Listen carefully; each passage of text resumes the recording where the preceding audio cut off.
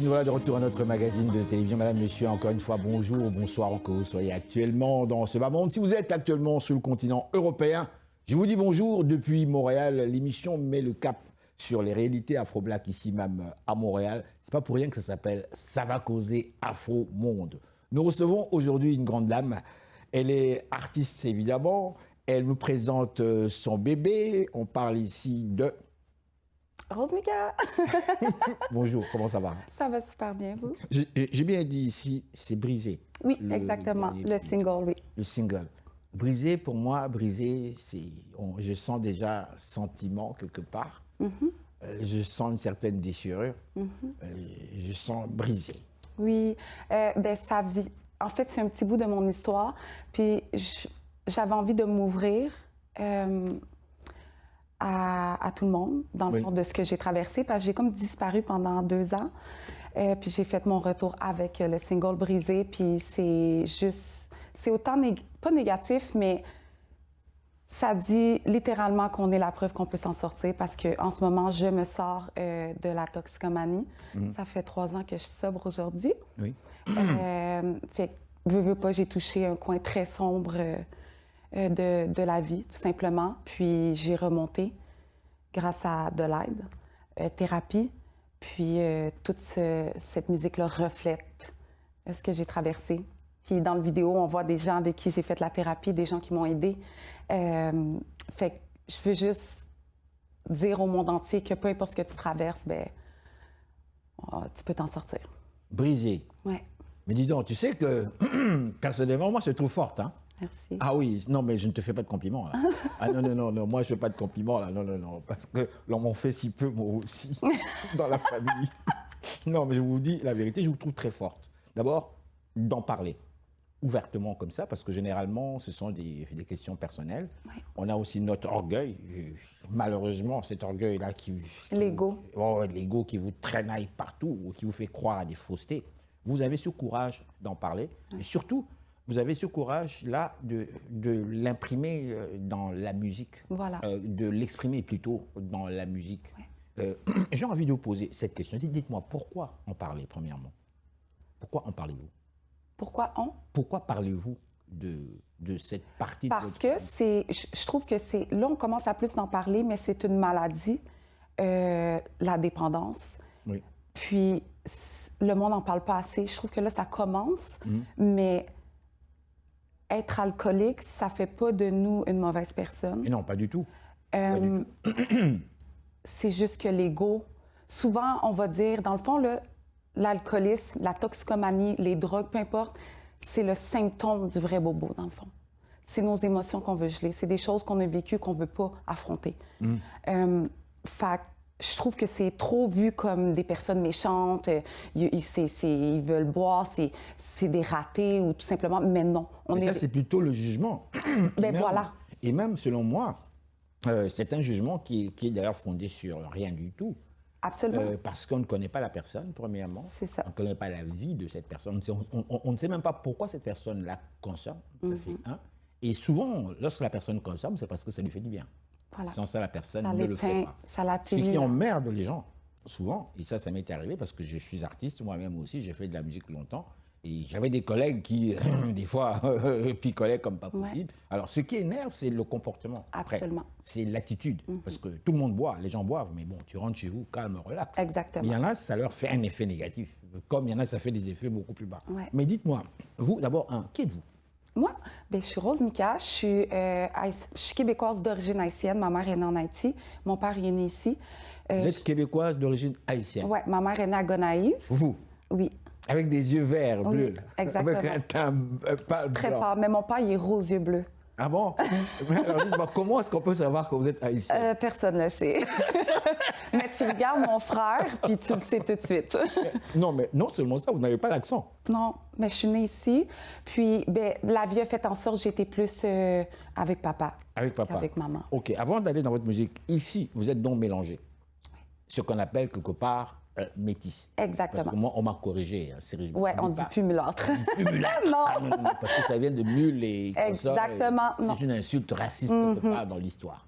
Donc, vous êtes métis quelque part. Dites-moi, ici, Est-ce que ça vous a posé des problèmes? Ça m'a causé problème tout Oui. mon secondaire. Oui, non, mais vous êtes blanche. Oui, je suis blanche, mais c'est les Haïtiennes qui Ah. m'ont intimidée. Oh. Parce que j'étais moitié haïtienne et moitié québécoise. Et Oh. moi, je ne comprenais pas parce que j'étais comme, ben, je suis née ainsi et j'ai été intimidée littéralement à cause de ça.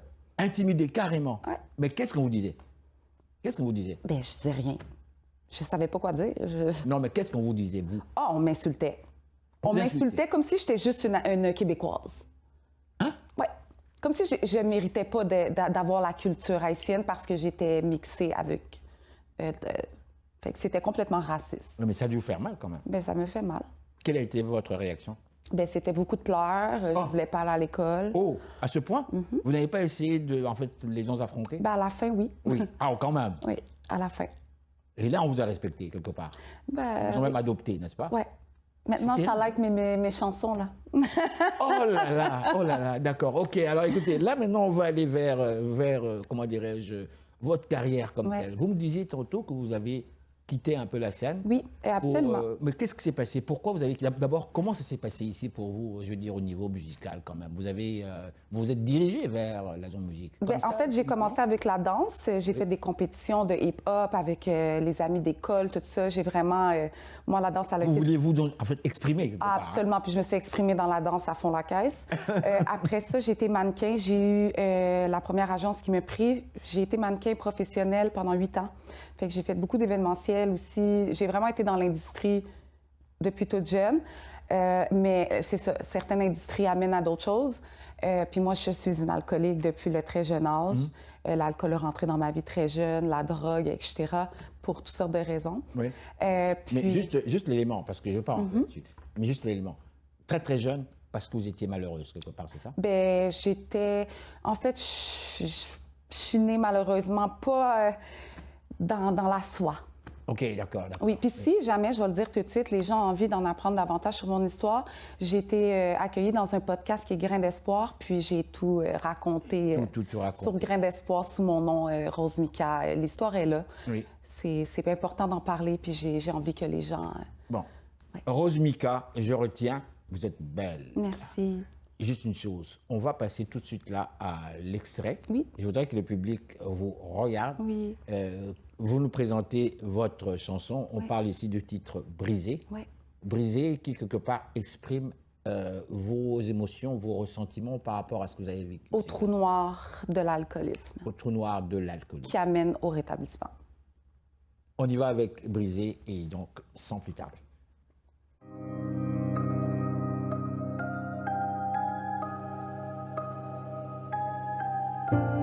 Tu y croyais plus, cette noirceur, ce vide, ce chagrin, toute cette douleur. Tu pensais rester dans cette galère, accroché à elle, tu as coulé, tu as coulé.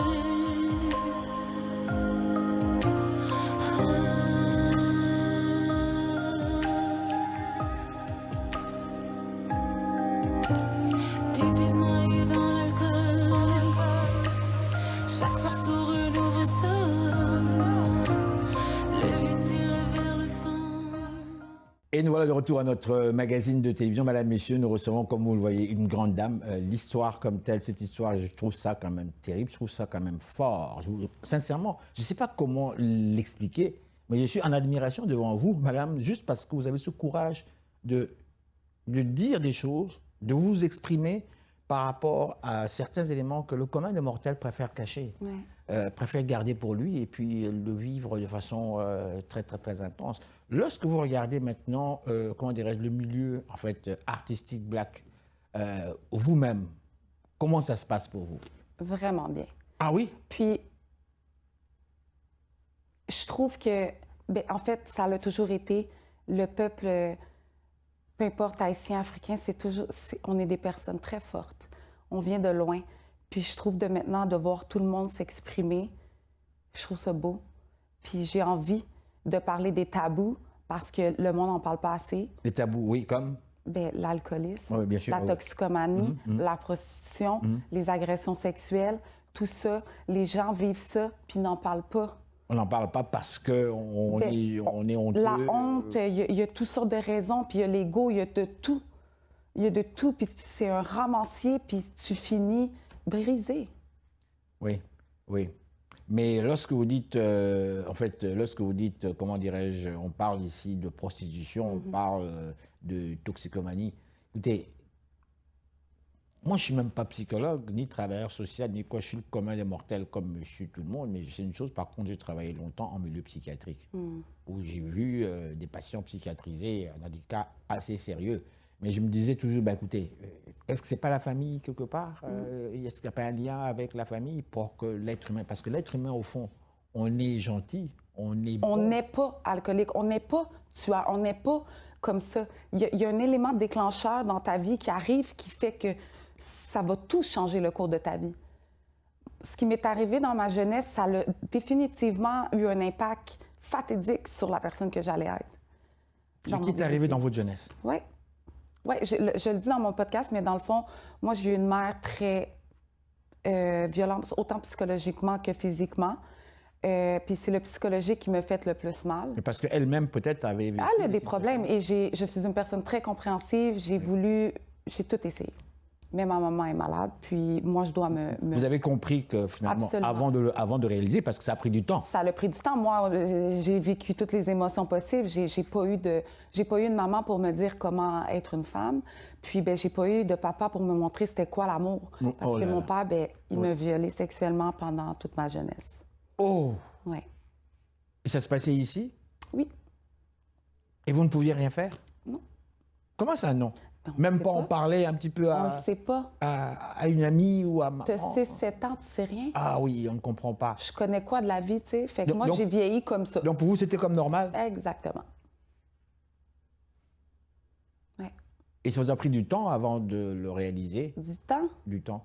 Du temps d'en parler, du temps de me comprendre. Je ne savais même pas j'étais qui avant il y a 3 ans.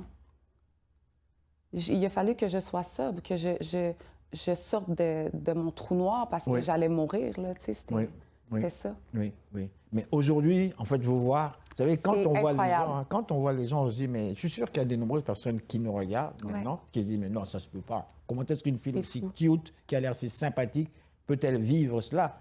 C'est ça toute cette question que l'on peut vivre. Oui. Mais surtout vous voir aussi forte et d'en parler aujourd'hui. C'est ça, moi je vous trouve, je suis, comme on dit, en admiration de vous. Et j'invite le public, s'il vous plaît, vous avez dit que vous avez un podcast, c'est ça? Oui, bien moi je n'ai pas un podcast, j'ai été invitée parce que je suis dans le rétablissement. Oui. C'est Grain d'espoir. Grain d'espoir. C'est des gens comme moi qui ont une dépendance, l'alcoolisme, la drogue, etc., puis qui vont raconter leur histoire, puis comment ils font pour s'en sortir. C'est magnifique comme podcast. Puis ils m'ont invité parce qu'ils ont aimé mon histoire. Ils m'ont entendu dans un meeting parce que je fais des meetings de rétablissement. Oui. Puis c'est Georges Rubineau, c'est lui qui a les chaussures Rubineau. Ils viennent de vendre. Il y a Marie-Pierre Morin. C'est eux qui ont construit ce podcast-là. Puis je suis allée raconter mon histoire. Il n'y a pas longtemps, ça l'a sorti. Là, ça fait à peine, même pas un mois. Oui, oui. Je vais revenir sur un élément que vous avez mentionné souvent durant notre conversation. Vous parlez ici de rétablissement. Ouais. J'ai retenu le mot rétablissement. Ouais. Pour vous, qu'est-ce que cela signifie et comment ça se passe lorsque vous dites rétablissement? À partir de quand, de quel moment? Et comment voyez-vous, comment dirais-je, cette évolution quelque part? Parce qu'on ne peut pas s'auto... Non, ben en fait, je vais le dire comme ça, le rétablissement commence à s'avouer qu'on a perdu la maîtrise de notre vie avec notre substance de choix. Puis ça, à partir de ce moment-là où tu mets ton ego de côté et que tu assumes que tu as perdu la maîtrise de ta vie et que tu es malade. Vous l'avez réalisé tout seul ou suite à des circonstances qui vous ont vraiment Les circonstances, oui, absolument. Puis j'ai 2 beaux enfants aussi. Ah. Ils ont été ma lumière à beaucoup d'aspects de ma vie. Puis aujourd'hui, je suis la maman qui mérite d'avoir, puis je suis très fière. Oui. Ben, il y a quand même de quoi. Il y a quand même de quoi. Écoutez, je dois vous dire, avant de vous dire merci, merci quand même d'avoir participé à cette émission. Ça me fait tellement plaisir. Merci de l'invitation. On va rappeler le titre, n'est-ce pas, de votre chanson. C'est Brisé. Brisé. Sous mon nom, Rose Mika, c'est mon nom d'artiste, mon nom personnel. Aussi, j'ai un album qui va sortir au mois d'octobre. Ça a été annoncé. Oui. J'ai bien hâte de... Ça sort où ça? Ça va sortir partout. Je suis partout Oui. sur toutes les plateformes. Vous pouvez aller me suivre sur Instagram, sur Facebook, Apple Music, Spotify, name it. Et on a hâte de vous voir en spectacle. Oh oui, ça s'en vient. Là, je suis en création, puis je suis de retour en force. Vous êtes venu à Ça va causer à Faux Monde, fait que si vous faites un yes. spectacle, vous nous invitez, on viendra sur Absolument. place pour montrer aux public, vous voir sur scène. Absolument. Maintenant, le mot de la fin, je vous laisse terminer. On va après ça passer encore une fois l'extrait de votre dernier né. Je vous laisse le mot de la fin et c'est toujours ma question qui est bête, simple. Qu'est-ce que le public qui nous a suivis, qui vous a suivis aussi attentivement, doit retenir de cette interview? Résilience. Vous le synthétisez tout simplement comme ça? Résilience. La résilience. Bon, alors moi, je vais plus loin. Ça veut dire quoi, ça, la résilience? La résilience, c'est que peu importe ce qui va se passer dans ta vie, tu peux t'en sortir. Puis, ton passé ne définit pas la personne que tu es. Est-ce que tu veux nous répéter ça? Et là, tu en parles avec conviction. Et je sens tes yeux là très, très fermes.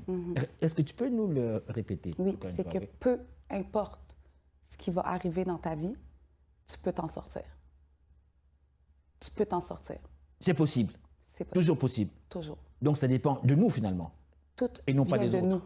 Si tu t'aides pas, si tu veux pas t'aider, personne ne peut t'aider. Si tu veux t'aider, tu vas t'en sortir. Puis, ce qui t'est arrivé, peu importe ce qui t'est arrivé dans ta vie, ça ne définit pas la personne que tu es. Tes parents, c'est pas toi.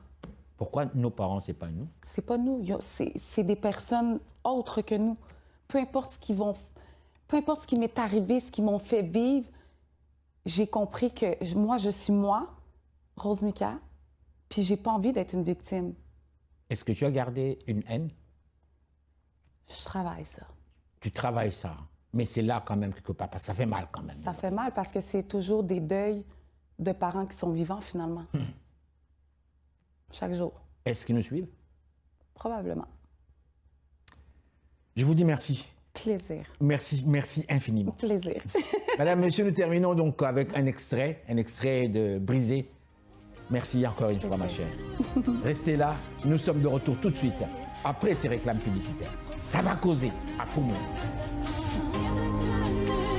Même brisé, t'as crié sans reculer, le feu t'a pas consommé. T'es debout, t'es réveillé, t'as repris ton propre nom, t'es la preuve qu'on peut remonter.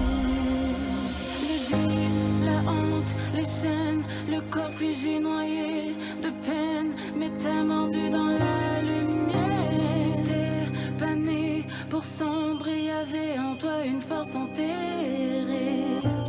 T'as dit non, t'as dit stop, t'as serré les poings, pris le choc, chaque chute t'a fait grandir, chaque larme t'a fait guérir, même à genoux t'as su assumer. Mais détenu, même brisé, t'as crié sans reculer, le feu t'a pas consommé.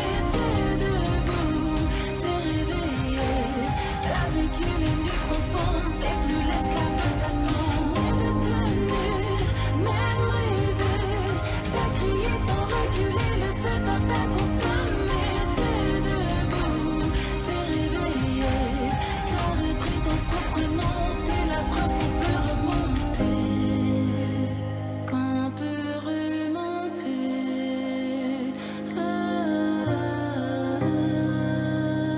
Qu'on peut remonter.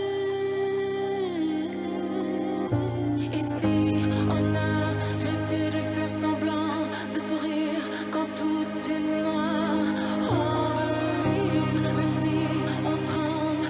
Vivre, ce n'est pas survivre. Mais détenu, même brisé, t'as crié sans reculer, le feu t'a pas consommé. T'es debout, t'es réveillé, t'as vécu les nuits profondes, t'es plus l'esclave de ta tombe. Mais détenu, même brisé, t'as crié sans reculer, le feu t'a pas consommé. T'es debout, t'es réveillé, t'as repris ton propre nom, t'es la preuve qu'on peut remonter.